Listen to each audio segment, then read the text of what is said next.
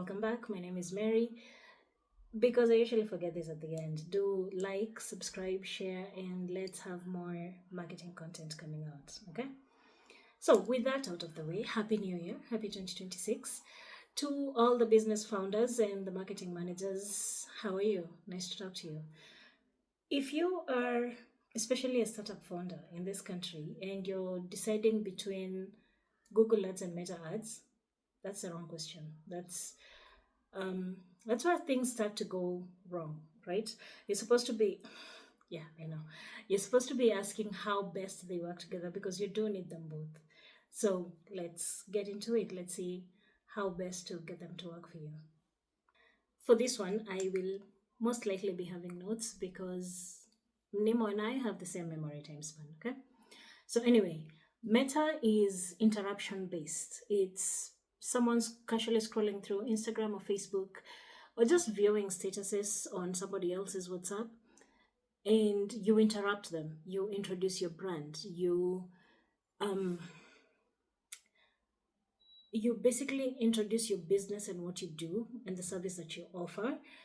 They're not necessarily looking for something, but you're creating that desire. So, for example, if you run a restaurant business, Instagram is how you make someone desire or crave your branch long before they've even thought about plans of going out, whether they want to, whether they don't, right? So it's powerful in the sense that it creates desire, it creates awareness. So you do need it, but it's not a high intent likely to convert because this is someone you just interrupted. They were busy doing their thing. They'll probably see it and not even make a purchase decision just in that particular moment. So while Meta is powerful when it comes to creating awareness, brand storytelling, and warming up cold audiences, Google works differently. Google is the way that Google is designed is meant to capture high intent, right? It's why most Google ads tend to convert faster.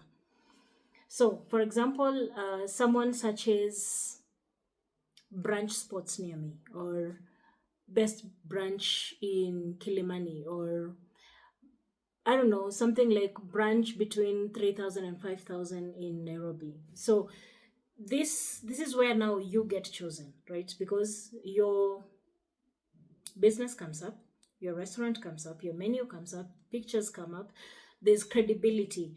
So if Meta is designed to create awareness and desire, Google is where you close the business. It's where reservations are made. It's where plans are finalized. So you need both. With ads, here's where most businesses tend to go wrong. So they post randomly. Usually they don't think they're posting randomly. They're posting with the intent to curate an aesthetic feed and all that, but it feels random. So they post randomly. They don't usually have a structured funnel. Like, yes, I have seen your post. What do you want me to do next? Where do I go? Do I click on your bio to go to the website? Do I pick up the phone and call you? Is there a number? What do you want me to do next? So that funnel. Then they have no retargeting. Yes, you've run ads. You've collected a couple of numbers from the previous ad that you had or email addresses. How are you retargeting this audience? How are you saving this audience so that it's easier to retarget for the next ad? Because remember, it's a lot easier to sell to a warm lead than a completely cold lead, right? And then they don't define their audiences early.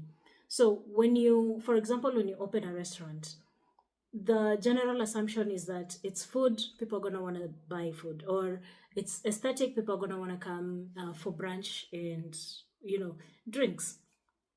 But not everyone can be your target audience. Yes, everybody eats, but not everyone can be your target audience. So a couple of factors come into play. For example, location and pricing and what is this? The cuisine that you have, they come into play to determine who your specific target audience is. So always remember that you want to define that as clearly as possible because remember, ads will always amplify clarity, but they cannot fix confusion. Okay? The smartest businesses don't choose between Meta and Google. They understand that they still complement each other, and therefore they create an ecosystem. So Meta for awareness and creating leads and retargeting engaged users. Google search to capture high intent. Yes, high intent is the word I was looking for. So Google is meant to search and capture high intent, and retarget again to close on that particular business. Now, Meta creates demand, Google captures that demand, retargeting multiplies results. Okay, so if you were to get 100 clients on if you were to get 100 clients on Meta and you were to get 50 clients on Google, now you have 150. If you were to get, if once you retarget, now instead of 150, you've gone to 300. So that's why the funnel is important, and it's why complementing them works together. If you're only running ads on one platform, and I say this with all the kindness in my heart, you don't exactly have a strategy. What you have is a tactic, and tactics sometimes work, sometimes they don't. Strategies are more clear in the expected results at the end of the day.